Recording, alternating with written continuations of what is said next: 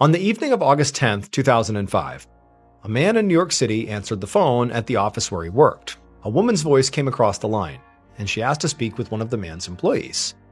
And the man thought for a second, and then he ultimately replied that actually, that employee had not shown up for their shift that afternoon, and they didn't know why, but they weren't here. And when he said this, he heard a distinct shift in this woman's tone. And she told him in a very trembling voice that she needed to hang up now and call 911. But before we get into today's story, if you're a fan of the strange, dark, and mysterious delivered in story format, then you've come to the right place because that's all we do, and we upload 2, 3, even 4 times every week. So if that's of interest to you, the next time you go hiking with the like button, make sure to secretly replace all the contents from their backpack with garbage. Also, please subscribe to our channel and turn on all notifications so you don't miss any of our weekly uploads. Okay, let's get into today's story.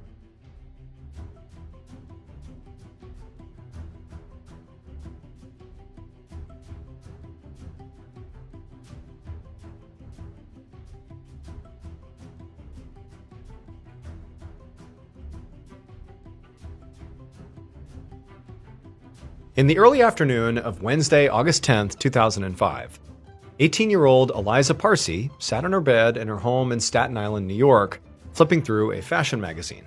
The house was quiet because Eliza's mother, Seema, was at work, so Eliza had the whole house to herself, at least for a little while, until she herself went to work. Eliza had graduated high school just a few months ago, and now she was working as a clerk at a moving company to try to save up some money for college, and also to eventually move into Manhattan to pursue her dream of working in the fashion industry. However, Eliza did feel a bit guilty about moving away, because it would mean leaving her mom all alone in this big house. And there wasn't really any other family nearby because both of her parents were from Israel. Seema had divorced Eliza's father about 1.5 years ago, and her father had left New York and moved back to Israel. Eliza also had 2 half-brothers who were Seema's sons from her first marriage, and one of them was back in Israel as well, and the other, Eliza's 27-year-old half-brother Raviv, lived just a short drive away in another part of the city. But Eliza and Seema rarely saw him because he was married with a new baby and lived with his in-laws, and so he basically had a whole new family. And also, Raviv had been put in charge of the Parsi family's kosher cookie business, which was really struggling. So he was really busy and always stressed about the company, and he really just didn't make it out to Staten Island very often. Eliza flipped through the last few pages of her magazine and then noticed that it was time to get ready for her 2 p.m. shift at work. But first, she wanted to check and see if she had any new messages on her internet dating profiles. So she put her magazine down, went over to her desk, and logged into her computer. So in 2005, internet dating was just starting to take off, and Eliza had made profiles on a few different dating and meetup websites just to see what would happen. And before long, she had found herself messaging and meeting up with men from all around New York City. But she'd never told her mother about this because she knew that her mother would not approve of Eliza dating men who were not from their same Orthodox Jewish faith. And Eliza knew this for a fact because it's exactly what had happened with her previous boyfriend at the public high school that she went to. Eliza had friends from all different backgrounds, and she had started seriously dating a Muslim boy named Hassan, but her family had really disapproved of their relationship entirely because of his faith. And so eventually, Eliza just couldn't take the family pressure anymore, and she'd broken up with him. And so now, Eliza was much more secretive about her personal life. She would come up with these phony reasons why she was going to other neighborhoods, but really it was just so she could go on dates or hook up with guys for fun without her mom knowing. And also, she had even begun secretly bringing some of them to her house in Staten Island. But she was always very careful to sneak them in through the back door when her mom was at work, so she wouldn't get caught. Now, Eliza logged into her account, and she saw there were a few messages from some guys, and so she responded to them, and then after that, she headed into the bathroom to take a shower before work. And a few minutes later, when Eliza finished her shower and turned off the water, she heard a noise coming from outside the bathroom. Now, she couldn't tell what it was. Earlier that afternoon, she'd heard a landscaping crew working at the house next door with some really loud leaf blowers, but this noise was different. It was like a weird banging sound. So, curious, Eliza got out of the shower, wrapped a towel tightly around herself, and opened the bathroom door to go see what was going on. That night, around 7:30 p.m., Eliza's mother, Seema, arrived back at the house that she shared with Eliza. She turned her key in the front lock and tried to push the door open, but it would only open a couple of inches because it felt like there was something on the other side that was blocking it from opening any further. Now, Seema had no idea what this could be, and so she just began shoving against the door, and eventually she pushed it open wide enough that she could slip inside. And when she did, the first thing she noticed was that the thing that had been blocking the door was this heavy mirror. But before Seema's mind could really process how this mirror wound up here, she turned on the lights and saw that her living room was absolutely destroyed. Furniture was overturned, cabinets were flung open, and papers were just strewn everywhere. Seema immediately felt her heart start pounding because she realized that clearly somebody had broken in and robbed the place. But then her second thought was, where is Eliza? Where's my daughter?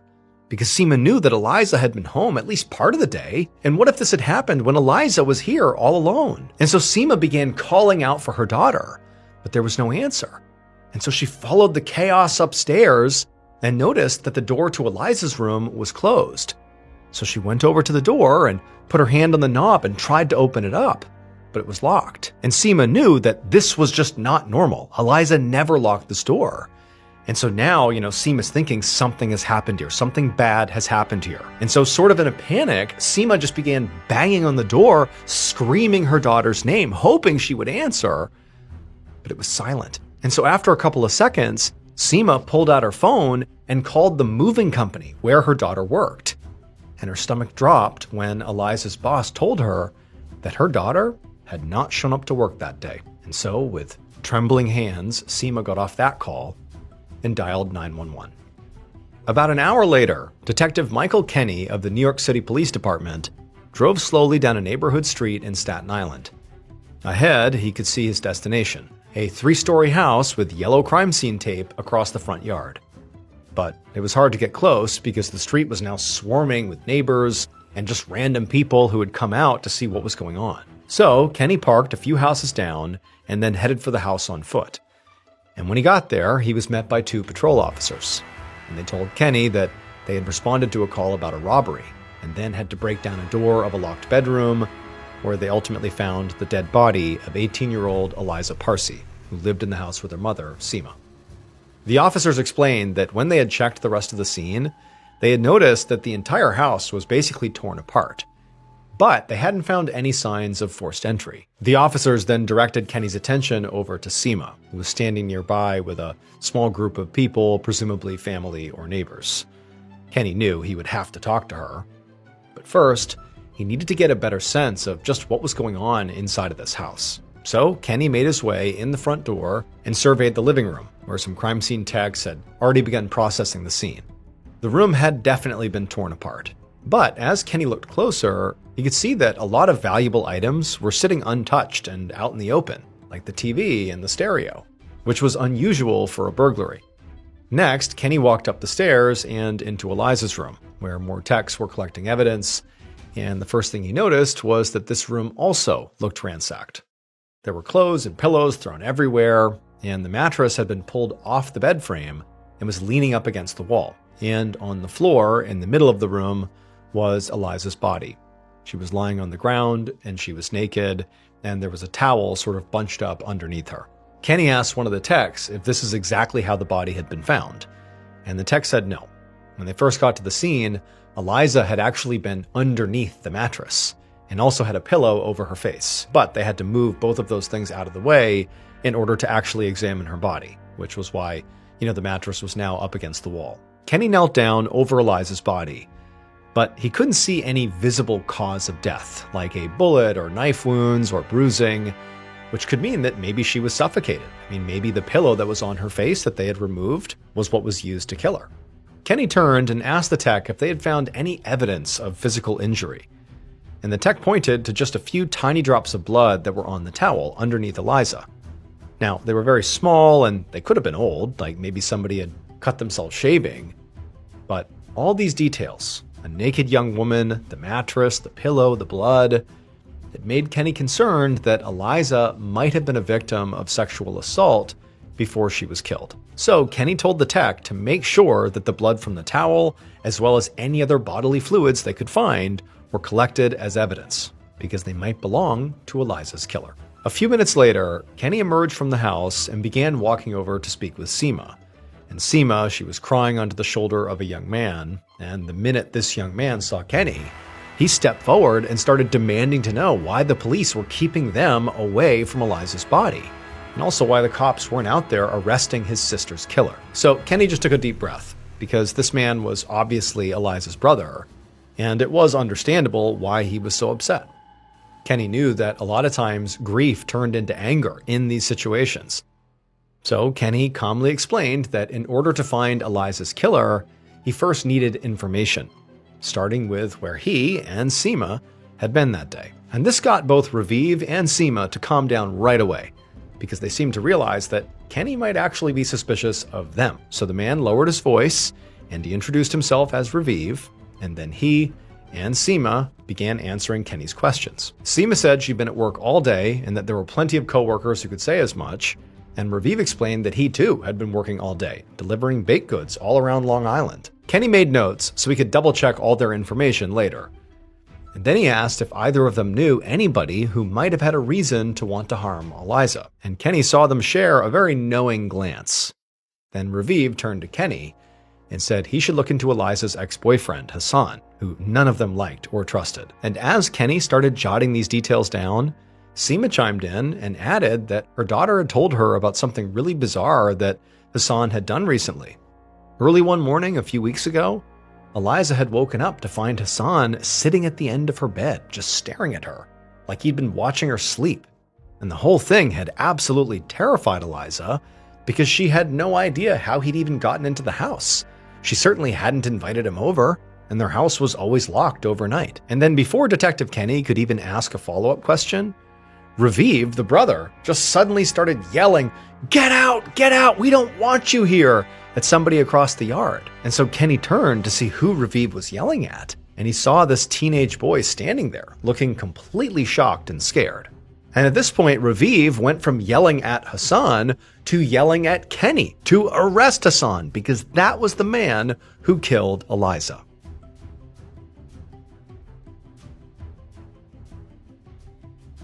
Late on the night of August 10th, 2005, so just a few hours after the body of 18-year-old Eliza Parsi was found dead in her home in Staten Island, NYPD detective Michael Kenny sat inside of an interrogation room at his precinct. Across from him was Eliza's ex-boyfriend, Hassan, who had been detained after he showed up at the crime scene. So far, Hassan had been very cooperative and had shared a very detailed timeline of his whereabouts that day. However, he did not have a solid alibi for that afternoon and the early evening, which was likely when Eliza was killed. Kenny had taken a DNA sample from Hassan, and he also had gotten samples from Eliza's mother and brother at the scene to compare against the blood that had been found on that towel and any other DNA that was found on Eliza's body. But in 2005, DNA and blood evidence took weeks to process. So Kenny was really hoping to just get Hassan to confess right now. So once all his basic questions were out of the way, Kenny decided to test Hassan's truthfulness. And he asked Hassan if he had ever snuck into Eliza's house. But Hassan, he didn't deny it. He immediately came clean and admitted to everything. He said that yes, he had previously snuck into her house, and he did sit on Eliza's bed, and he had waited there until she woke up. That was all true. But Hassan insisted that he had not been trying to scare Eliza. He just desperately wanted to talk to her so they could hopefully get back together again. And Hassan had said that when he did that, Eliza hadn't been scared. She was just kind of annoyed, and she had told him that they were broken up for real. And after that, he said he had left without incident. Kenny noticed that in Hassan's version of the story, the way that Eliza reacted to Hassan sitting on her bed, just being kind of annoyed and exasperated about it, was very different than the way Eliza's mother, Seema, had described the same event. She had said that her daughter had basically been scared for her life. So he asked Hassan, "Why does Eliza's family dislike you so much? Why were they so quick to say you killed Eliza?" And Hassan just kind of hung his head and said he didn't think it was about him personally. It was about religion. Hassan was Muslim, and the Parsis were Orthodox Jewish. As Kenny took this in, he wasn't sure which version of the story to believe. Were Hassan and Eliza star-crossed lovers kept apart by her family? Or was Hassan an obsessive ex-boyfriend who couldn't take no for an answer? But regardless, Kenny could not ignore the fact that Hassan had a strong motive and a history of sneaking into Eliza's house uninvited. But Kenny still didn't have a confession from Hassan, nor did he have really any hard evidence at all that would allow him to even hold Hassan. So ultimately, after the interview was over, he told Hassan he was free to go. The next day, Thursday, August 11th, Detective Kenny walked up to a Jewish Orthodox synagogue in Brooklyn, where Eliza's funeral was about to take place. The reason it was happening so quickly was because of the Jewish Orthodox custom that a body must be buried within 24 hours of death. And because of that timeline, it meant that Eliza's autopsy had already been completed. And Kenny had just received the report from the medical examiner, which confirmed that Eliza had died from asphyxiation, likely from being smothered by that pillow. The medical examiner had also found DNA evidence that could be tested against those samples Kenny had collected from the suspects. There were some skin cells under Eliza's fingernails, as well as semen that showed Eliza had sex before she died, probably within 24 hours. And so this evidence made Kenny think that Eliza had been sexually assaulted and had fought back against the person assaulting her, which would explain the skin under her nails. But when Kenny called the medical examiner to voice this theory that he now thought was pretty likely, the medical examiner had actually disagreed, because they didn't find any bruising or bleeding or anything else that indicated sexual violence. And so the autopsy actually concluded that the sex Eliza had before she was killed must have been consensual. But regardless, in Kenny's opinion, the facts of the case so far pointed towards a romantic partner being the killer, which obviously cleared Raviv and Seema and any other family members. And it also did not seem to be some random burglar or home intruder, because Seema had confirmed that nothing in the house was missing. Now, a few of the neighbors had mentioned that there had been some landscapers who had been working at the house next door at the time of her death, and Kenny had managed to track down the crew and question them. But they had all insisted that they had never left the neighbor's yard and that they hadn't seen or heard anything. But just to be sure, Kenny had taken their DNA samples just in case. Now, as Kenny made his way through the crowded sidewalk in front of the synagogue, he could see two distinct groups of people in attendance. There were members of the Orthodox community wearing their long skirts and prayer shawls, and also young people dressed in more modern clothes, who he assumed were Eliza's friends from school. Kenny walked up the front steps and entered the synagogue, and he noticed that the inside of the building was split in half by a wooden partition, almost like a wall, with men on one side and women on the other. So Kenny joined the men's side and stood in the back corner where he could just observe. Kenny noticed Eliza's brother, Raviv, standing near the front, near the casket, and he watched as other men walked up to pay him their respects. The atmosphere was solemn, understandably, and Kenny didn't pick up on any tension or animosity.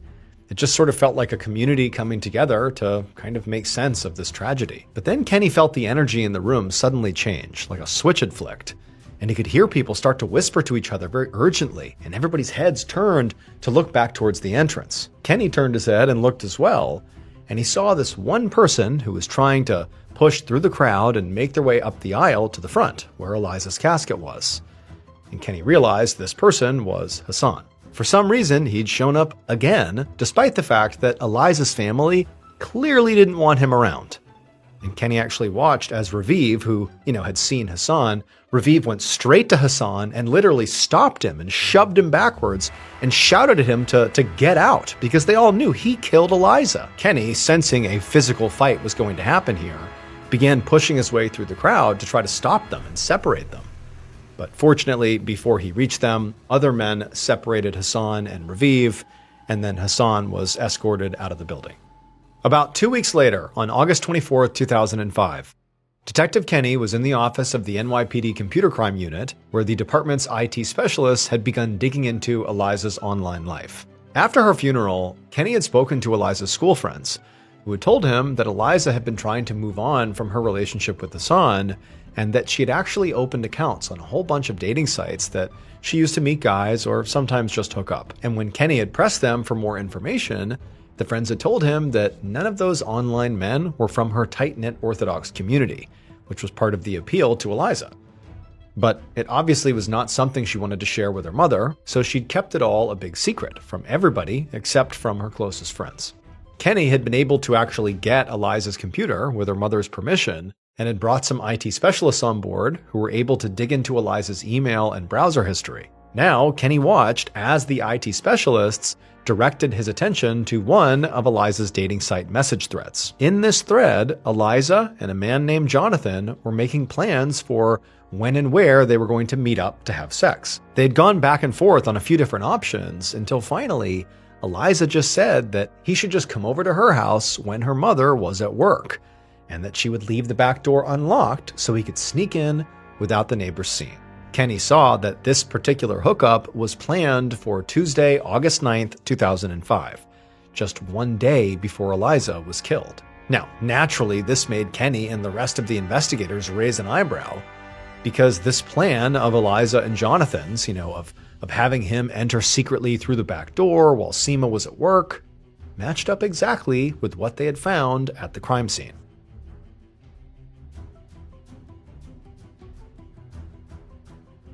In late August of 2005, more than 2 weeks after the murder of Eliza Parsi, NYPD detective Michael Kenny was sitting at a kitchen table in an apartment in Brooklyn, New York, across from Jonathan Harris, the internet dating match who Eliza had secretly invited to her home the day before she was killed. When Kenny informed the young man that he was here investigating the murder of Eliza Parsi, he noticed that Jonathan didn't seem surprised.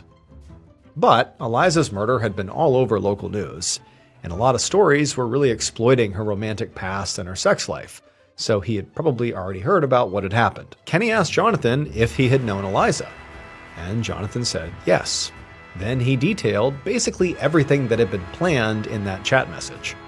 He said that he had gone to her house, he had snuck in through the back door that was unlocked, and they had had consensual sex. At least Jonathan swore it had been consensual. Jonathan insisted that after that, he had not seen Eliza again, and had never even gone back to Staten Island after that. He then gave Kenny a detailed timeline of where he had been on the day Eliza was killed, and overall, he was a lot more cooperative than Kenny had expected. He even provided a DNA sample without any objection. And so as Kenny left Jonathan's apartment, he was starting to feel a bit worried that this potential big break in the case might actually turn out to be a dead end. Weeks later, on September 13th, 2005, Detective Kenny sat at his desk, reviewing all the information he had gathered about Eliza Parsi's murder. He had checked Jonathan's phone records, also his transit card, and his toll pass, but there was nothing that put him on Staten Island the day of Eliza's murder.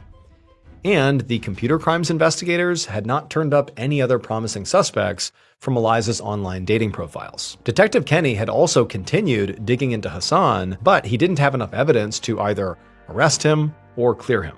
And this was frustrating because Eliza's murder had stayed in the news, and there was a lot of pressure to find the killer, especially from the Orthodox Jewish community, which was significant in New York. It was starting to look like the case had gone cold. But just then, Kenny's phone rang, and when he picked it up, it was the medical examiner who was calling with an update.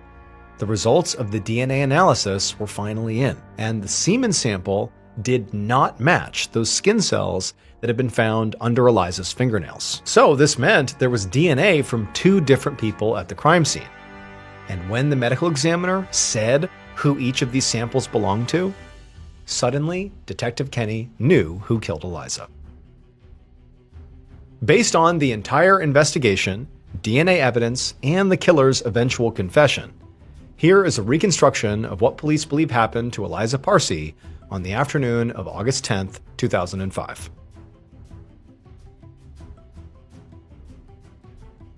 Shortly before 2 p.m., the killer approached the back door of the Parsi home where they knew they wouldn't be seen by neighbors. And once they were there, they slowly opened up the door.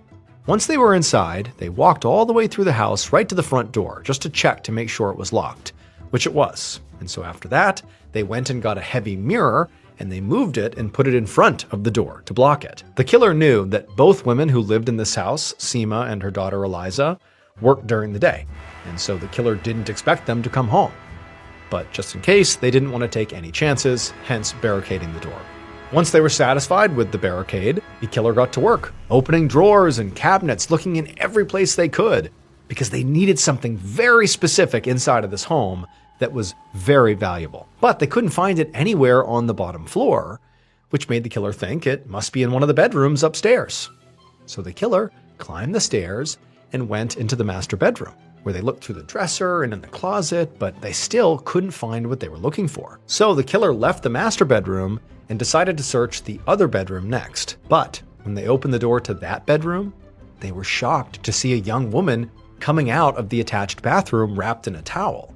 And from this young woman's reaction on her face, the killer could tell that she knew what they, the killer, were up to. And this enraged the killer because they were sure this woman was going to tell someone what she saw, and it would ruin the killer's plan. After a moment of just shocked silence between the two of them, the young woman opened her mouth like she was about to scream for help. And so the killer instinctively just tackled her to the ground and then grabbed a nearby pillow and pressed it down hard over her face. She scratched and she clawed, trying everything to break free. But the more she fought, the angrier and more emboldened the killer became, and the harder they pressed down, until eventually her body went limp. After that, the killer stood up and they looked down and they saw what they had done, and it caused them to start to panic, because they never meant to kill her, just to scare her and shut her up, but they had obviously gone too far. So, not knowing what to do, the killer just grabbed the pillow and put it over her face, and then also dragged the mattress and put it on top of her body, just so they wouldn't have to look at her. Then, instead of continuing their search for this thing that they wanted inside of this home, they just went downstairs and left out the back door. And they didn't return to the house for hours, not until they received a call from their mother, because the killer was Eliza's half-brother, Raviv. The DNA from the semen that was found at the crime scene belonged to Jonathan, the man that Eliza had consensually had sex with 24 hours before her death. The DNA that was found under Eliza's fingernails belonged to Raviv. It would turn out Eliza's death did not have anything to do with who she was sleeping with. Raviv was angry at their mother because the family business that she had passed along to him didn't make as much money as he had thought it would. And so as a result, Raviv was stuck working all these long hours and also raising his family in his in-laws' basement, which he found totally humiliating. And he knew that Seema had recently come into some money through the sale of a property in connection with her divorce. And Raviv felt like that money was rightfully his, because he had a wife and a child to provide for. But Seema wouldn't give it to him. So instead of driving his typical delivery route on Long Island that day, Raviv went to his mother's house to literally look for the money so he could steal it. But Eliza's work schedule had recently changed, and so he didn't realize Eliza's shift actually started later in the day. And so what was supposed to be a simple robbery turned deadly. Raviv ultimately pled guilty to first-degree manslaughter and was sentenced to 18 years in prison. Hey everyone, just a reminder, I'm going on tour this year, which means if you go, you can experience never-before-heard stories from me live and in person. We did this in 2024 and people loved it. So get your tickets today at tour.ballenstudios.com right now before they sell out. That's tour.ballenstudios.com. I can't wait to see you all at the shows. Thank you so much for watching. Let me know what you thought of today's episode in the comments. And remember, we have a whole playlist of true crime episodes ready for you to binge right now. So click here and give them a watch. All right, until next time, see ya. At a certain point in today's story, you're going to hear what sounds like the end of the story, like the final reveal. Except it's not. There's a whole nother layer to this story if you just stick around, and it is completely insane. But before we get into today's story, if you're a fan of the strange, dark, and mysterious delivered in story format, then you've come to the right place because that's all we do, and we upload 2, 3, even 4 times every week. So if that's of interest to you, please offer to take the like button on an amazing vacation to this gorgeous private island with this beautiful beach. But as soon as you pilot the boat in and drop them off, you just turn around and drive away and don't come back. Also, please subscribe to our channel and turn on all notifications so you don't miss any of our weekly uploads. Okay, let's get into today's story.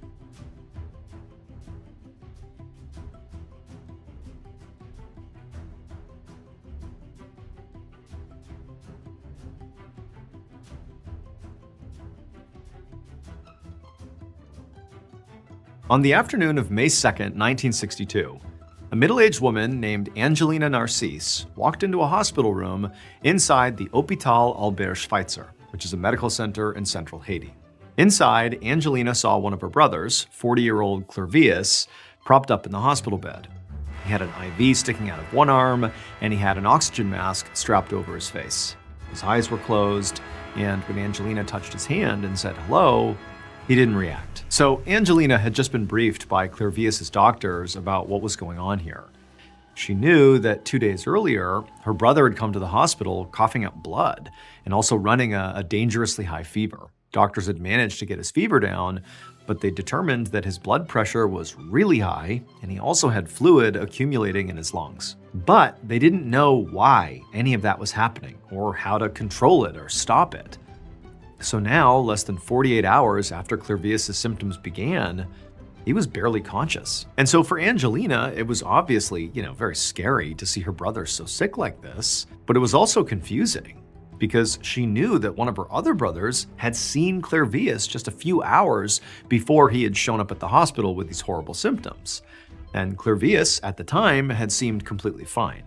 So really, this illness seemed to have come out of nowhere. But as Angelina looked around the hospital room, she also found herself feeling pretty annoyed because she had 4 other siblings, 2 more brothers and 2 sisters, and none of them were here. Now, Angelina knew she shouldn't be surprised.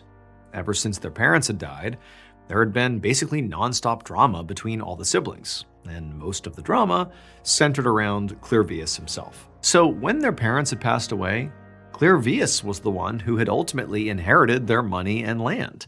And so these days, he was sort of living like a king. He lived in one of the nicest places in their village and was constantly flaunting his wealth. Meanwhile, Angelina and her other siblings really struggled financially.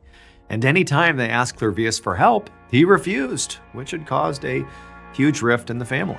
So, Angelina was now the only one who'd even shown up to visit him in the hospital, despite his condition being so dire. But, nonetheless, she sat down on a plastic chair inside the room, and for a few minutes, she just watched Clervius breathing. And for a while, his breathing seemed normal. It was rhythmic, slow, but normal. But then suddenly, Clervius's breath seemed to almost catch in his chest, and then he began making a sort of wheezing, gurgling sound, but he's like half conscious, so it was like his body was reacting to not being able to breathe. Angelina instinctively just stood up and grabbed her brother's hand and began to squeeze it, and as she did, she saw her brother's eyelids flutter open for a second, but then his eyelids closed, and she watched as underneath his eyelids, she could see his eyes kind of darting around all over the place. And then at the same time, this sort of wheezing sound that was coming out of her brother turned into a choking noise. And so Angelina, at this point, let go of her brother's hand, she ran into the hallway, and she found a doctor. But unfortunately, by the time she explained what was going on and she and this doctor returned to the hospital room, they found Clervius no longer making any noise. He was totally still. And so the doctor rushed over to him and he checked for a pulse, but he couldn't find one. And he turned to Angelina and he said, "I'm sorry, but your brother is dead." The following morning, May 3rd, Angelina arrived at the small cemetery near their village for her brother's funeral. And she was glad to see that at least this time, her 4 remaining siblings had decided to show up. But at the same time, Angelina, she was in shock. She couldn't believe what had happened. The doctors had told her that ultimately Clervius had died from something called malignant hypertension, which is basically blood pressure that's so high it causes organ damage. And also it causes pulmonary edema, which is fluid in the lungs that can ultimately make it impossible to breathe, which very likely was what that sound was her brother was making before he died, that choking sound. But the doctors told Angelina that despite knowing sort of what actually happened to Clervius, they didn't know why it happened. It was totally unclear how he got these symptoms in the first place. And unfortunately for Angelina and their family, it seemed pretty unlikely that they would ever figure it out. It would just be this mystery. Now, as Angelina walked up to Clervius's gravesite, she looked down and she saw her brother lying dead inside of his open casket. She reached out and touched his hand one last time, and it was so cold that Angelina pulled it away right away, and then she began to cry. The ceremony was kind of a blur for Angelina. The whole thing just felt surreal. But eventually it wrapped up, and Angelina and her other siblings were walking up to the casket to say their final goodbyes to their brother. And then after they did, they stepped back and they watched as cemetery employees closed Clervius's casket and lowered it into the ground. However, After Angelina and her family had all returned to their homes and were, beginning to grieve the loss of their brother, something else began to happen at that cemetery. BetterHelp is the paid partner of today's video. Sometimes I think about being a kid, riding in the back seat at night, streetlights flashing across the window, no responsibilities, no real fear of the future. Well, if I could say something to that little kid version of me, I'd probably say, you're gonna be okay, but don't rush it. Don't wish this away. Because when things get hard, it's easy to start looking backwards. Nostalgia is basically a highlight reel. And then you look at your present and it doesn't stand a chance. Here's the thing though, the life you are living right now, you're going to feel nostalgic for this someday. And so if you spend it longing for something that's already gone, you'll miss it twice. If reaching for the past is getting in the way of living now, therapy may help you figure out what you're actually looking for. And it might also help you to start finding more of that in the present. BetterHelp makes starting therapy easier. Take the quiz and get matched with a credentialed therapist quickly. And switch anytime at no extra cost if it's not the right fit. Click the link in the description or go to betterhelp.com/MrBallen and get 10% off your first month of therapy. That same night, a little after midnight, two men sort of conspicuously entered the small cemetery carrying shovels. As they walked, they kind of kept looking around to make sure nobody was watching them, and they went up to Clervius's very fresh grave. And with their shovels, they dug and dug until finally they revealed his casket, and they pulled his casket out of the ground. They pried the nails off the top, they flipped it open, and there was Clervius's body. And they pulled his body out, and they laid it on the ground next to the hole in the ground. Then, as fast as they could, they closed the casket back up, now with Clervius's body again outside of it on the ground nearby, and they reburied the casket. They put all the dirt back, all the grass back, made it look like nobody had touched it. And then after that was done, they walked over to Clervius's body and they tied his wrists and ankles together with rope. Then they wrapped Clervius's body in a large black cloth, and then together they hoisted his body up and placed him on their respective shoulders. And together they carried him out of the cemetery and off into the wilderness on the outskirts of the village. And then when the sun began to rise, they stopped and found a good spot to hide along with Clervius's body in the trees. And then when the sun went back down again, the two men were up and on the move again with the body. These men did this for days until finally they reached a massive fenced-in plot of land in northern Haiti. When they got there, it was just starting to get light outside. And so with the light, they could see dozens and dozens of these people moving through this vast field in front of them. And all these people were moving in a sort of jerky, unnatural way. And all of them were holding machetes. But these two men who had lugged Clervius's body here were not afraid. They unlocked the fence and carried Clervius's body right up a pathway through the middle of this field, past all these people. But as they passed by these machete-wielding people, they didn't even seem to notice the men or the body. It was like this was totally normal. Eventually, the men reached the middle of this field where there was this building, and the men went inside. And the interior of this building was basically one large room with a table in the center and a bunch of shelves that lined the walls. And the shelves were all stacked with glass containers that had things in them like dried plants and some taxidermied smaller animals, and also what appeared to be some human bones. And standing in the middle of this room was these two men's boss. He was a very old man, and he had this very expectant look on his face. Without saying a word, the two men placed Clervius's body on the table in the center of this room, and they unwrapped the black cloth around him. Their boss looked very carefully at Clervius's face, and then he smiled, and he handed each of the men a stack of money. 18 years later, in February of 1980, Clervius's sister, Angelina, walked through an outdoor market in her small village in central Haiti. Now, by this point, it had been almost 2 decades since Clervius had died, and Angelina didn't really think about him that much anymore. But on this particular day, as she was shopping, an old man approached her, and he was very thin, his face was very sunken, and he had this long, deep scar on his cheek that went from the side of his mouth to his ear. And his eyes were bloodshot, and they were kind of wide, like he was sort of wild. And in this gravelly voice, he told her that his name was Clervius and that he was her brother. But when Angelina saw this guy and heard this, she did not think this was her brother. She thought, this man is obviously out of his mind, or he's lying, or both. But this is clearly not my brother Clervius. He's dead. And on top of that, in addition to all the discrepancies that she's immediately clocking, this man did not remotely look like her brother did. He looked completely different. In particular, there was this big scar on his face that she certainly didn't remember on Clervius's face. So Angelina told this man that, no, you are not my brother and you need to leave me alone. But the man, when he heard this, he sort of freaked out and he grabbed Angelina's shoulders and started violently shaking her, insisting that no, he really was Clervius. Angelina screamed, and the next thing she knew, she was surrounded by a crowd of very confused but worried onlookers. And then a police officer walked over and grabbed the man and dragged him away. Later that same day, a police officer sat in an interview room at the police station across from this older man who kept insisting he was Clervius. And the story that this man told the officer about how he could be a man who had died 18 years earlier really was absolutely insane. Because this man claimed that 18 years earlier, when he died, he remembered that moment because he heard the doctor literally pronounce him dead, and he heard his siblings start to cry. And then he remembered the cold when the hospital staff moved him to the refrigerated morgue.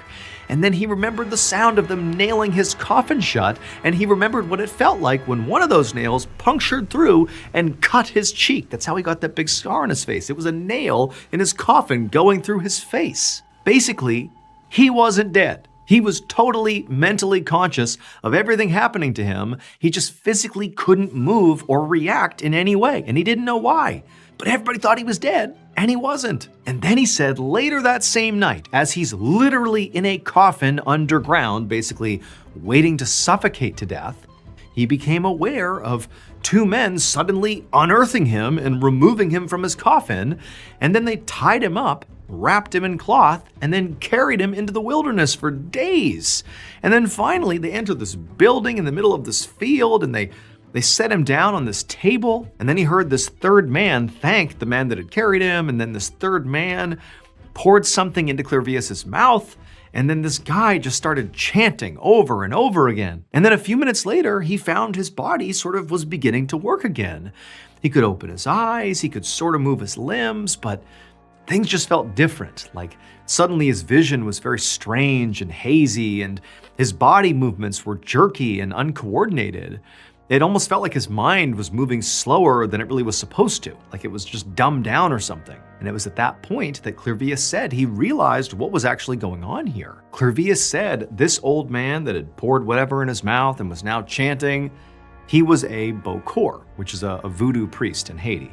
And Clervius said the Bokor had used a potion to turn Clervius into a zombie. Clervius told the police officer that he'd been absolutely terrified and he wanted to fight back, but his body felt like jello and he could barely form a coherent thought, so there was no way he could actually do anything. He said the Bokor, shortly after this, untied him, made him stand up, and then marched him outside of this building.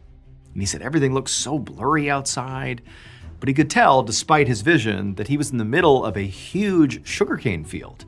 And he saw at least a dozen other people moving in the same sort of awkward, jerky way that he knew he was, harvesting the sugarcane with machetes. The Bokor at this point handed Clervius a machete and told him to get out there and join them and get to work. Now, something deep in Clervius's mind told him to use the machete to attack the Bokor so he could escape, but he said he didn't. Instead, he just walked out into the field and did start working. And he kept working day in and day out in this bizarre zombie-like state for 2 full years. Then one day, another one of these zombies finally did attack and kill the Bokor. And suddenly all the zombies were free. But the man saying he was Clervius did not go straight home. He couldn't, because he knew this Bokor had not randomly targeted him. He had been hired, the Bokor had been hired to turn Clervius into a zombie. And in the mind of this man who claimed to be Clervius, there was only one person who would have hired this Bokor to do that. And that person was still alive back home in his village. And so if he returned, they would very likely just kill him. So this man told the police officer that he had gone on to spend 16 years just wandering around northern Haiti, working random odd jobs, just kind of barely surviving. But he said he did keep up with news from his village. And when he saw that the person who he believed had ultimately hired the Bokor to do this to him, when he saw that person had died, he said he felt safe enough to finally go back home. Now, after hearing the story, the police officer did not immediately think, boy, this is legitimate, this must have happened. Instead, he thought this sounded completely insane. But just in case, he went to Clervius' siblings and he asked them to give him a list of questions that only the real Clervius could answer, like super specific information from their childhood and things like that. And when the officer came back with this list and began asking this man the questions, the man claiming to be Clervius answered all of them correctly. This really was Clervius. The news of Clervius' return from the dead quickly spread all across the globe. But for the most part, when people outside of Haiti read or heard about it, they assumed the story was just folklore or some kind of hoax. But in 1982, so 20 years after Clervius supposedly died, and 2 years after he supposedly came back to life, a Harvard University researcher named Wade Davis actually traveled to Haiti to investigate the story. And what he found was that Clervius was definitely telling the truth. Here's what many scientists and Clervius' family believe really happened to him on the morning of April 30th, 1962, when he first got really sick. So that morning, he did wake up feeling perfectly fine. He was completely healthy, just like his sister Angelina had thought. But according to Clervius himself, that same afternoon, one of his brothers came over and said he just wanted to put the whole family drama, about the inheritance behind them, and then he gave Clervius a hug. But what Clervius did not know at the time was that during this hug, his brother intentionally rubbed a fine powder onto his skin. Now, this powder did make Clervius incredibly sick, but it was not designed to kill him. Instead, it completely paralyzed him. Couldn't move his arms, his legs, his eyes, nothing, and it lowered his heart rate so low that doctors thought Clervius was dead, which is exactly what Clervius' brother and the Bokor he conspired with had planned for. They knew he would be determined to be dead, he would be buried really quickly, and then right after he was buried, the Bokor sent those two men to dig Clervius up while he was still paralyzed. They carried him off to that sugarcane plantation where he became a slave. Basically, he was given drugs every day and forced to work nonstop. And for the brother, Clervius' brother, the reason he did this is to punish Clervius for being so selfish with the money he inherited from their parents. This was the plan. Turn him into that zombie slave. It would turn out the active ingredient in the paralyzing powder that the brother rubbed on Clervius was tetrodotoxin, which is a poison found in pufferfish. And then the active ingredient in the liquid that the Bokor gave Clervius when he arrived and then continued to give him on a near daily basis to keep him in line was called the zombie's cucumber, which is a hallucinogenic plant that's native to Haiti. After returning to his village and telling his story to the world, Clervius actually would go on to live a relatively normal life. He would live with his siblings until he died in 1994 at the age of 72. Even though, he was able to clearly articulate who did this to him, his brother and the Bokor, both of them were dead by the time he returned and told his story, so nobody was ever held to account for any of this.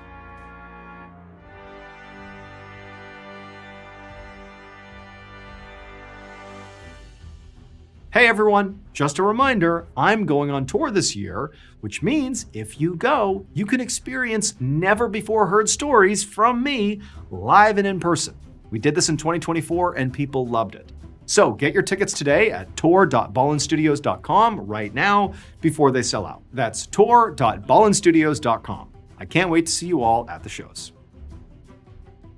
Thank you so much for watching. Let me know what you thought of today's episode in the comments. And remember, we have hundreds of videos for you to binge right now. But if you're looking for a recommendation from me of that one video that's worth your time, well, it's this one right here. So give it a watch. All right, until next time, see ya. One day in the spring of 2006, A detective stood next to a refrigerator in her police station holding a container of evidence. She knew that what she was about to do with this evidence was a breach of protocol and could definitely get her in a lot of trouble. But that was not going to stop her. But before we get into today's story, if you're a fan of the strange, dark, and mysterious delivered in story format, then you've come to the right place because that's all we do, and we upload 2, 3, even 4 times every week. So if that's of interest to you, please offer to do the like button's laundry. But just fold all their dirty clothes and give it back to them. Also, please subscribe to our channel and turn on all notifications so you don't miss any of our weekly uploads. Okay, let's get into today's story.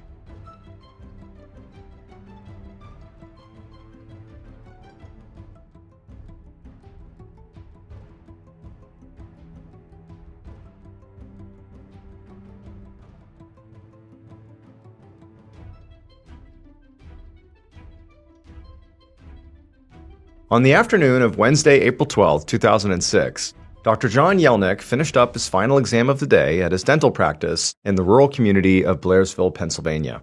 He handed his patient a toothbrush and told her to come back in 6 months. Then he headed into his back office to pack up.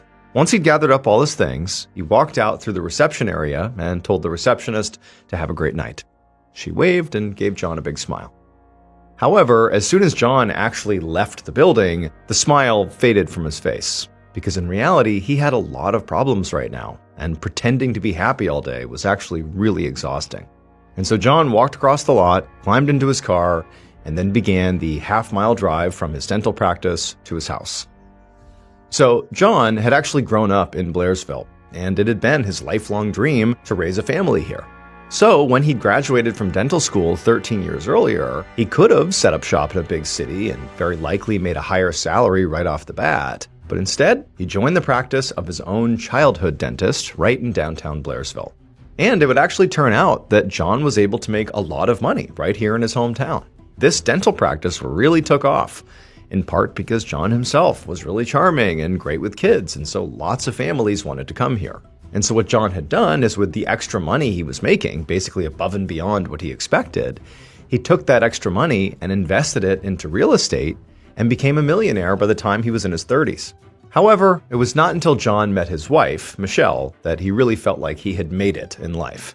Michelle was a single mother with 2 children, and to John, this was actually perfect, because it meant that she came with a ready-made family.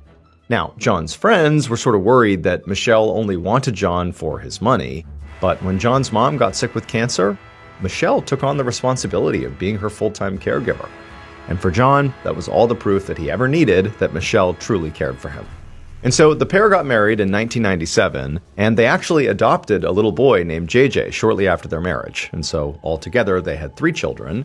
And together, this new big family moved into this big house with a pool and a hot tub. It was like everything was perfect. However, now, as John arrived back home and pulled into the driveway of his very modest home, and he sat there just staring at this new place he was currently living, he just thought to himself, like, how had everything fallen apart so completely? These days, John was very tight on money. He'd lent tens of thousands of dollars to a bunch of people because he was quite generous, but now he was having to ask for it back because he literally needed the money. And then on the marriage side, he and Michelle had hit this horrible rough patch that just didn't end, and they both admitted they had had affairs, and so now they were living separately, which was why John was here at this little house instead of coming home to the big family house with the pool and the hot tub. However, the financial stress and the marital stress, as bad as they were not nearly as bad as a third stressor in John's life. And that was that John was absolutely convinced that somebody was going to murder him. Now, this all started 2 weeks earlier when somebody vandalized John's car with spray paint. And the police looked into it, but they couldn't figure out who had done it. And, objectively, having your car spray painted, vandalized in some way does not, therefore mean someone's trying to kill you. But he just had this feeling that this felt really personal, like somebody was targeting him. And so eventually, over several days, John went from my car got vandalized to my car got vandalized and it makes me feel like someone's trying to kill me. And John believed this so completely that he actually went to his attorney and gave her $10,000 just in case he wound up dead, she could use that to investigate his murder. Now, John got out of his car and he walked up his porch steps and into his home, and he closed the door and locked it behind him. And right away, John just felt like this house, it's already so depressing, but it was so quiet because nobody was here. I mean, he wished his adopted son JJ was here because he would have made the whole house just feel alive. But, these days, John didn't see JJ very much. He would go long stretches between visits. John took off his shoes and walked into the living room, and there on the coffee table, he saw a legal document that he had been avoiding. That document was a stack of divorce papers. Michelle had actually filed for divorce 3 years earlier, in 2003, but she and John had not been able to actually come to an agreement. Now, to be clear, they were not fighting to save the marriage. Like, the marriage was done. Michelle was actually already living with a new boyfriend, a Pennsylvania state trooper named Kevin Foley. However, what John and Michelle had been fighting over, which had caused this divorce to drag on, was JJ, their adopted son. Michelle wanted full custody, but John didn't want to give up his son. However, John knew in less than 24 hours, this would all finally be over. Their lawyers had finally settled on a shared custody agreement, and Michelle had already signed the paperwork, and tomorrow it would be John's turn to sign. And so John took a seat on the couch and turned on the TV. But he couldn't even focus, he was just too restless. So instead, he called his aunt, who he was very close to, and he talked with her for a while about the divorce and about the custody agreement. And then eventually, when they said their goodbyes, John hung up, he stretched out on the couch, and he fell asleep right there. The next day, around 3:30 p.m., a 9-year-old boy named Zach Use, who lived next door to John, walked out the front door of his parents' house and across the lawn towards John's house. Zach wanted to see if John's son, JJ, could come out and play. He wasn't sure if JJ would actually be around, since JJ did split time between his mother and his father's place, but, he figured it was worth a shot. But when Zach reached the front steps to John and JJ's house, he stopped, because he saw there was this little glass panel to the left of the front door that had been broken, shattered. There was glass on the porch. And also, Zach could see streaks of what looked like red liquid that had dried underneath the broken panel. Immediately, Zach got scared. I mean, he sees this and thinks it's blood. He wants to turn and run away. But he thought about his friend JJ, and he was worried that maybe he was in some kind of trouble, so he couldn't just abandon him. And so, sort of mustering all the courage he could, Zach slowly and very nervously climbed the rest of the steps to the front door, and he tried the doorknob, but he found the door was locked. And so as carefully as he could, Zach actually reached his hand through that broken panel to the left of the door, being careful not to cut himself, and he reached inside the house and unlocked the door from the inside, and then he opened it up. And as soon as he stepped into the house, he saw there were papers strewn everywhere, and there was a body laying motionless on the floor, covered in blood. At that point, Zach turned around and he ran.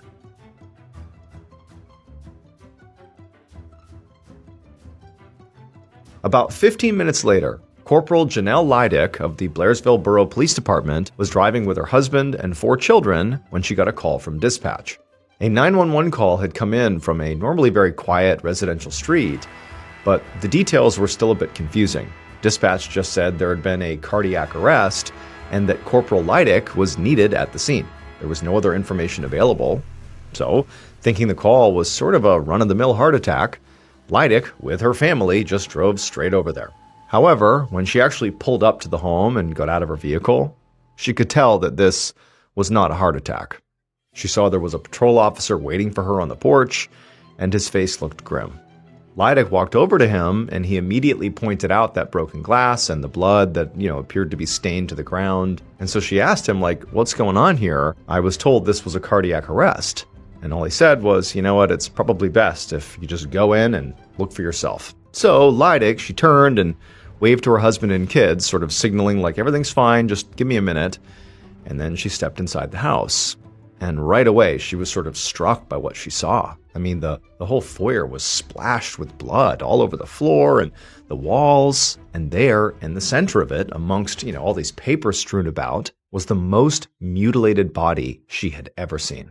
Now, Leidick had never actually worked a homicide before, but she knew, as she tried and failed to count the number of stab wounds on this man's body, that what she was looking at here was definitely not cardiac arrest. This was her very first murder case. She also knew she needed backup because, this call had been recorded erroneously as a cardiac arrest, but what that meant is the police had not sent a full emergency response, and so Leidick and this other patrol officer were the only people on scene. Leidick was afraid the killer or killers could still be in the area, or maybe even in this house. They hadn't even secured the house yet.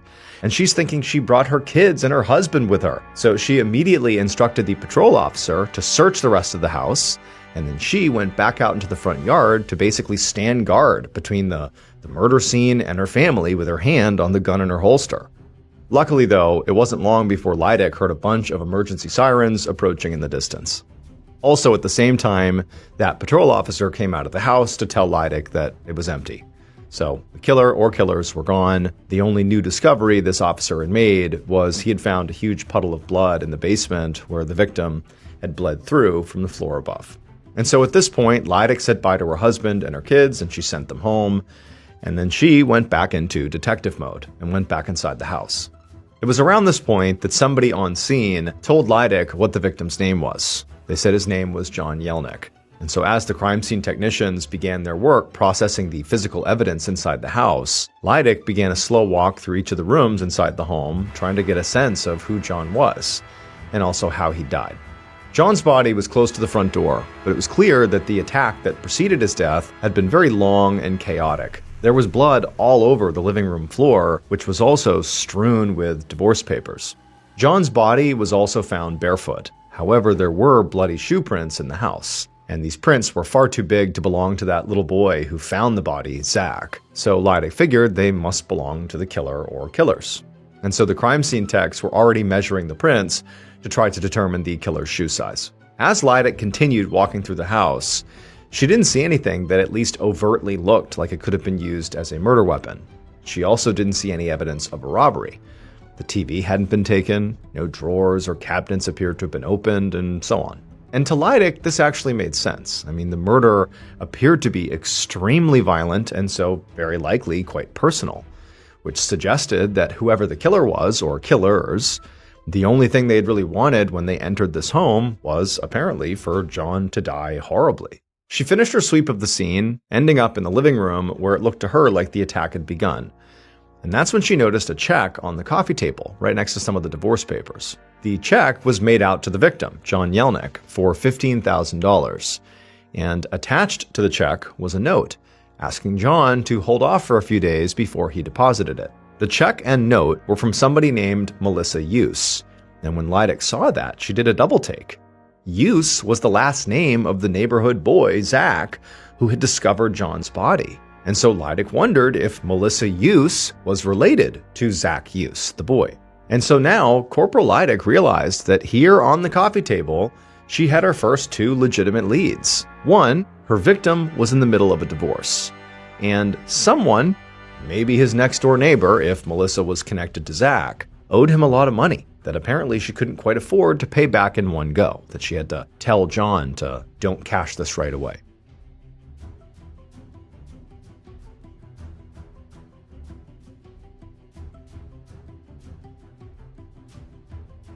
It was evening by the time Leidick finally stepped back outside the house, and when she did, she saw there was a group of neighbors and reporters jostling around each other out on the street. So Blairsville almost never had murders, and so Leidick knew this was obviously going to be a huge story.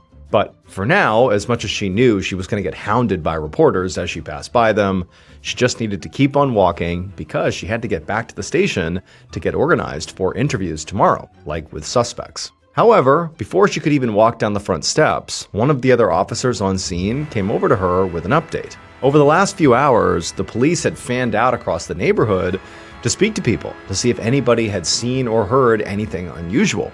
And the police had come back with two very interesting accounts. The first came from a woman who said that the previous night, around 1:30 in the morning, so technically early that same morning, she had woken up to the sound of a scream.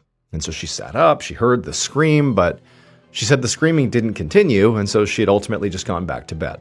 The second account came from another neighbor who had also heard something around that same time the previous night. This neighbor said they heard a man yelling in what sounded like a very heated argument. Now, the neighbor couldn't make out everything the man was saying, but there was one sentence that was yelled very clearly, and that was, I'll never loan you money again. And so instantly, when Leidick heard that, she thought of the $15,000 check on the coffee table. Like, this seems to add more credibility to the idea that maybe money was behind this. However, the officer said he wasn't done. He said he had one more important piece of information for Leidick. In addition to the witness statements, a lot of John's neighbors had told the police that there was one family in particular on the block that detectives really ought to look into. And that was the Use family, because word around the neighborhood was that Melissa Use and John Yelnick had been having an affair. The following day, April 14th, Leidick was at the police station, sitting at a table inside of an interrogation room across from Melissa Use and her husband Tom. Now, again, Leidick had never done a murder case before, but she was a very methodical investigator, and she had a plan for interrogating her persons of interest. First, she was going to go very hard at Melissa and Tom Use, even though they were not her top suspects. At this point, her top suspects were John's soon-to-be ex-wife Michelle and her new boyfriend Kevin, for the simple reason that in a murder case, from what she'd been told, the divorcing spouse and their new partner are always suspects number 1 and 2. The night before, Leidick had sent an officer to tell Michelle that her soon-to-be ex-husband was dead. But when the officer got to Michelle's house, she already knew, although she said that she had heard that John had died of a heart attack. So this officer had to break the news to Michelle and also her new boyfriend Kevin that this was actually a murder, and they both seemed genuinely shocked. Corporal Leidick actually knew Michelle's boyfriend Kevin personally because he was a state police trooper. They had actually worked together. But now, Leidick was going to have to investigate her colleague Kevin, because he's one of the suspects, which was obviously very touchy, especially amongst cops. And so what Leidick wanted to do was gather more information, before she spoke to Michelle and Kevin. First, what she wanted to do was rule the Uses out as suspects.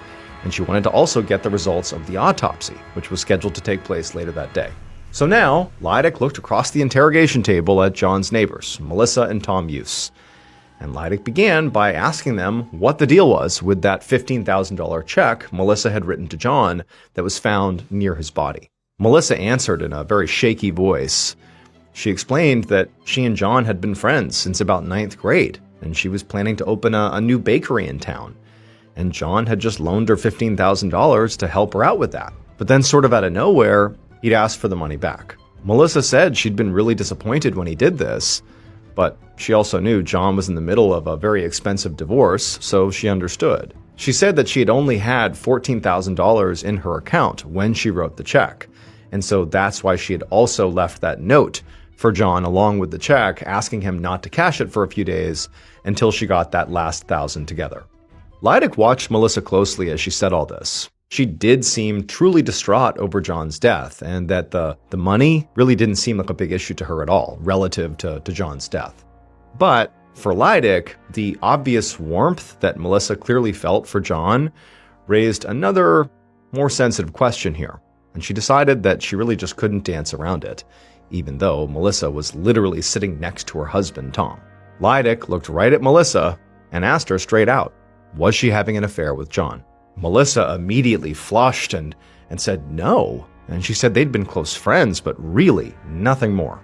At this point, Leidick turned to Melissa's husband, Tom, and just asked him the same thing. Was his wife having an affair with John? And for a second, Tom just went quiet, but then when he finally spoke, he didn't sound angry or upset. He just seemed really nervous. And he basically refused to answer the question. And instead, he just kept repeating that he really had to go take care of his kids now. Now, Leidick knew this had been a very blunt thing to ask, but Tom's reaction to this question was really suspicious. And so by the time Leidick told Melissa and Tom that they could go, Tom had firmly established himself in Leidick's mind as a clear person of interest. Before Leidick left the station for the day, she checked in with one of her officers who she had sent to go observe John's autopsy. The officer told her that the forensic pathologist had determined that the killer used a one-sided blade to repeatedly slash John during the fight. In addition to the knife wounds, John's jugular had been cut by glass.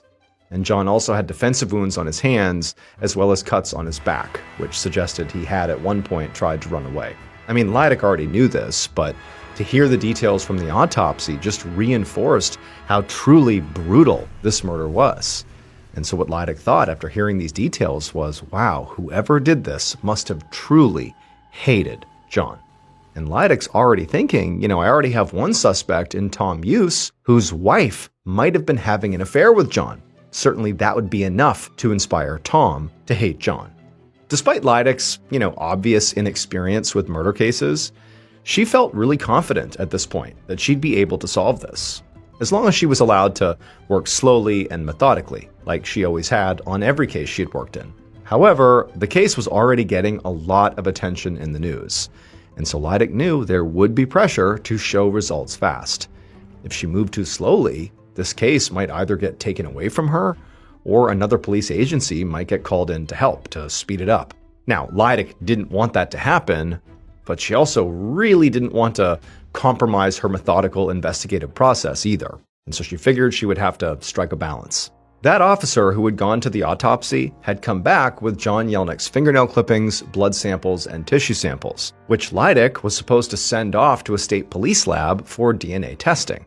But Leidick decided, now that she had these samples, that she was not going to do that. Leidick really wanted to keep her investigatory options open and to guarantee that she knew every single thing going on with her evidence in this case. And so after Leidick got these samples and after this officer had left, she went to the department refrigerator and put them in there, and then she went home. The next day was April 15th, so 2 days after John Yelnick was murdered. By this point, Corporal Leidick had spoken to a number of John's friends and family members, and they'd painted John generally as a great guy and a very dedicated father. Today, Leidick was going to John's dental practice to talk to his colleagues to see if they had anything different to say. And as soon as Leidick arrived at John's office, she was glad she had decided to go there, because the dental hygienist and the receptionist had a lot to say about John's soon-to-be ex-wife, Michelle Yelnick. And this was because during that long, multi-year fight John and Melissa had over their divorce, Michelle had at one point lodged allegations against John that he abused their adopted son, JJ. Even Michelle's own family had not believed her, and officials had declined to press charges. But at one point during the back and forth, Michelle had accused John of violating a stay-away order, and police had come and arrested him at work. And so John's colleagues thought Michelle was a total nightmare. She also called the office regularly to demand money, and John often caved and gave it to her. But actually, according to one of the hygienists, Michelle had called just a few days before the murder, and that time, John had actually refused to speak to her. And this detail definitely caught Leidick's ear. It was not just the, colleagues at the dental practice that said Michelle was money hungry. A lot of John's friends said that. They said it was Michelle who wanted the big house with the pool and the hot tub. But John really had never felt comfortable with that, flashy lifestyle. And to many of John's friends and colleagues, it was that contrast between he and Michelle that ultimately sort of drove them apart. And so Leidick began to wonder, maybe John and Michelle had a fight about money a few days before his murder, where Michelle's calling, trying to demand money. John's not taking her call. Could that have been enough to inspire Michelle to murder John? Maybe. But also what Leidick discovered is that Michelle was actually listed as a beneficiary of John's life insurance plan. And so if John died, she stood to inherit literally millions of dollars. And so now there's like a twofold financial reason for Michelle to want to bring harm to John, basically all because of money.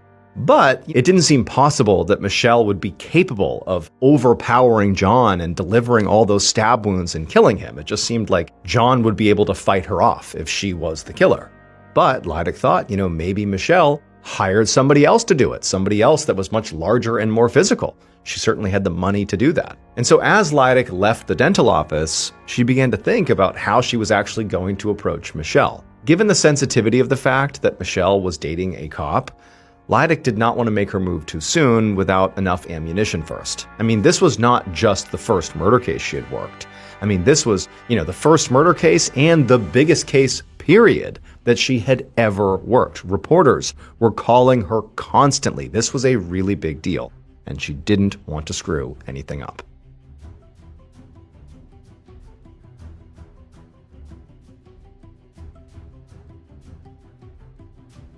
John Yelnick's funeral was held on Wednesday, April 19th, so 6 days after the murder. And Corporal Leidick knew that his friends and family were already beginning to get pretty antsy about why the investigation seemed to be moving so slowly. But, Leidick did understand where they were coming from. From day one, there was an enormous amount of media pressure, just very public pressure to solve this thing right away. And so that was weighing on friends and family. And also, John himself, before he was killed, had this paranoia that he was going to be murdered. And now he's turned up dead. It just seemed like a crazy coincidence, or that John knew something, that this really was a prediction that came true. But Leidick also felt like John's friends and family just didn't understand why this was taking the time it was taking. She wasn't just being slow, she was being careful. That was her way. Without any real departmental guidance on how to actually work a homicide, Leidick had developed a very, careful method of her own. And for the next several months, Leidick continued to follow her protocol. And she did take her time, but again, with intention. The crime scene unit had not turned up any matchable DNA or fingerprints at the crime scene, and the bloody footprints they found didn't belong to any of Leidick's suspects. And so for now, Leidick was really relying heavily on interviews. And Leidick, she would run down every single tip and rumor that she could find, systematically ruling things out one by one. And as she did this, she always kept tabs on her three best suspects, Tom Use, Kevin Foley, and Michelle Yelnick. But she made no move to arrest any of them. Sometimes the complaints from the public and from John Yelnick's own family about, her failure to solve this case more quickly did get to her, but she was determined to manage the case her way. She felt like she was on the right path. That was until Melissa Use, so John's alleged affair partner and next-door neighbor, hired a pair of psychics.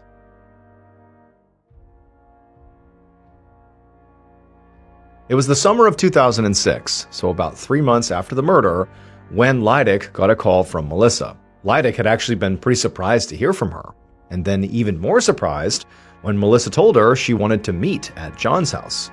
And then when Leidick showed up, Melissa was there, but she wasn't alone. She was standing on the sidewalk with these two older women who she introduced as psychic sisters. She said that she had met them at a psychic tea party, and they had visions about the case. And Leidick was really not happy about this. And she was even less happy to learn that John's own family had given permission for the psychics to enter John's house.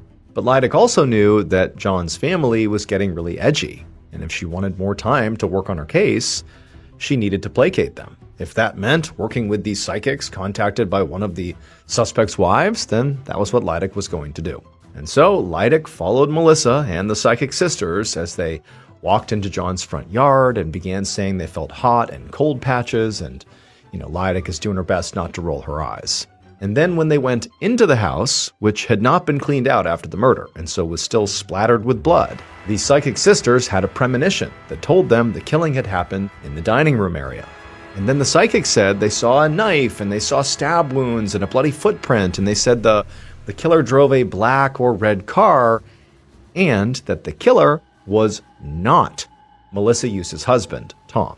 Now, Melissa, as she listened to the psychic speak, she seemed really excited by this, but Leidick thought it was all ridiculous. The blood that they were literally looking at inside the home made it pretty obvious where the killing had happened. And the details of John's death and the huge police investigation that followed had been all over the news. And so the things the psychics were saying were easy to learn before showing up here. These are not revelations. And the fact that these psychics, who Melissa herself had brought here and hired, were now exonerating Melissa's husband was not very convincing. And so as the group finally left the house, the only thing Leidick thought these psychics had been good for was taking some of the pressure off her slow but steady investigation. She knew that at this point, John Yelnick's family had lost faith in her. But what they didn't know is she still had one more thing she wanted to try. She just had to wait for the right time to use it. Fast forward to February of 2007, so 10 months after the murder. And at this point, Corporal Leidick finally got her chance. John's cousins made an impassioned plea to the Pennsylvania Attorney General's office to take over the investigation. Leidick's cooperation with those psychics had bought her a little time, But ultimately, both John's family and Melissa Hughes had gotten more and more agitated by Leidick's very slow pace. They felt like the psychics had basically given them as much information as the police had, and the Attorney General ultimately agreed, which meant Leidick was losing her case. And on the one hand, this was quite literally the exact thing that Leidick had been most worried about, that some bigger agency would come in and take over her investigation. But on the other hand, the Attorney General's office was not the agency that Leidick had expected. And so now, even though this definitely stung, Leidick realized that she could actually finally make that play she'd been sitting on for almost a year. And so Leidick went to that refrigerator in the Blairsville police station and took out that little container of fingernail clippings and other tissue samples from John Yelnick that her officer had brought to her after John's autopsy. She had been told she needed to send these samples off to the state police crime lab pretty much right away, but she hadn't. In a total breach of protocol, Leidick had decided to not do that and instead put these samples in the fridge and wait. But now, with the Attorney General very publicly stepping in and getting involved in this case, it sort of made the case way more high profile, which in turn allowed Leidick to send these samples not to the state police crime lab, but to the FBI crime lab, a higher rung on the hierarchy. Now, normally the FBI would never take samples from sort of a small town murder case, but now that it was this huge public case, national news, Leidick knew she could take advantage. So she repackaged those fingernail clippings and the other samples, and she sent them off to the FBI, and she waited. The day the results came back in, Leidick was very nervous. There was a chance that she was about to look very stupid for sitting on this evidence for as long as she had. But as she sat at her computer and opened the email with the DNA results, her eyes went wide. She almost couldn't believe what she was reading, because her strategy of intentionally slow playing this investigation and sitting on this evidence until right now had totally paid off. Finally, Leidick on her computer was looking at the name of John's killer.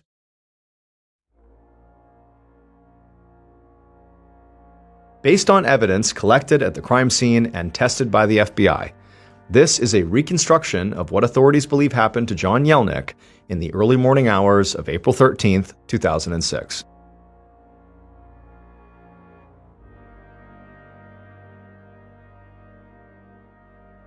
Around 12:30 a.m., the killer drove their red car onto a quiet residential street in Blairsville.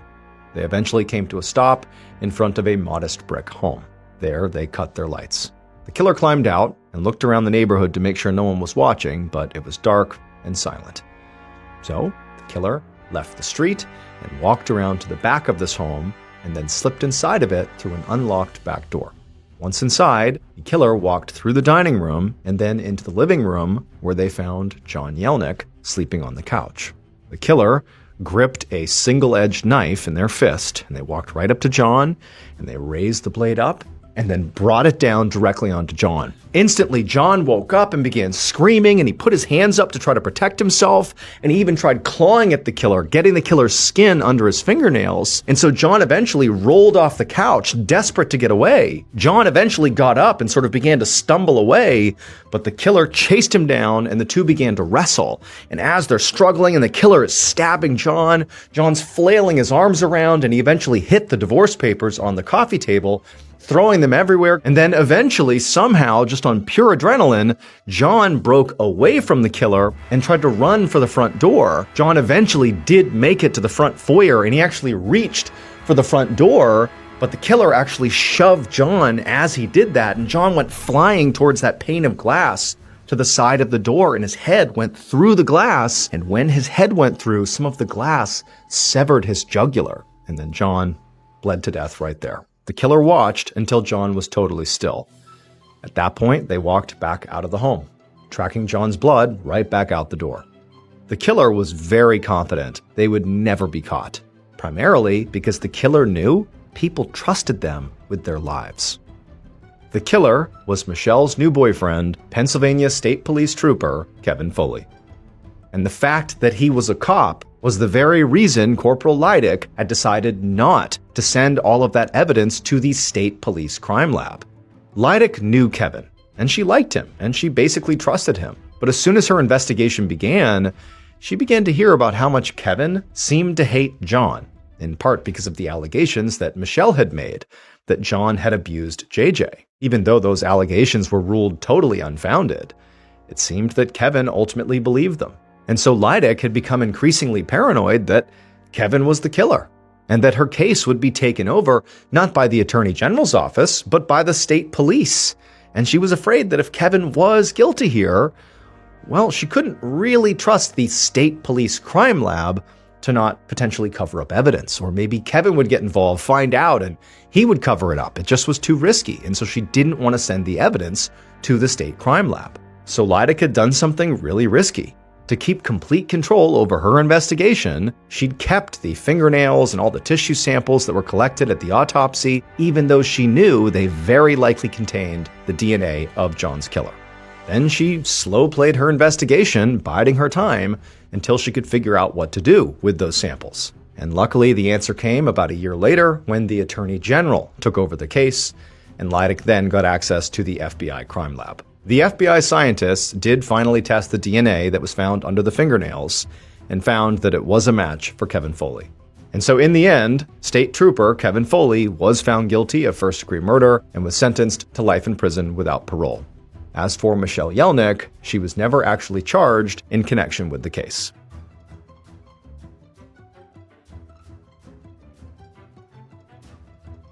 Hey everyone, just a reminder, I'm going on tour this year, which means if you go, you can experience never-before-heard stories from me live and in person.